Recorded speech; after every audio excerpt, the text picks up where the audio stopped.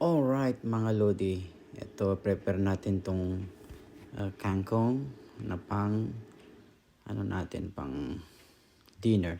So may shrimp tayo at saka sahugan natin ng pampano. So sinigang na pampano with shrimp, halo yan.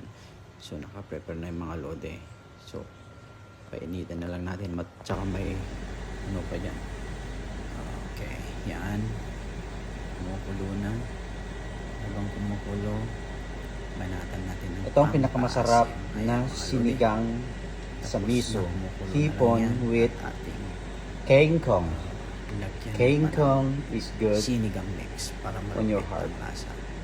Alright guys, may backup tayo dito na kangkong adobo. Ito ang pinakamalupit dito kasi adobo, adobong kangkong. Dahil Tapos sabayan natin ng prito na thank you so isda. much for watching. Open. Saka dito Lodi, may ano tayo dito, may sabaw, Ito naman may ay tinatawag na buto-buto ng kambing. sinigang Yan. Ito naman pulutan na natin kambing mamaya. So, buto-buto. ito ang pinakamalupit Legs na part.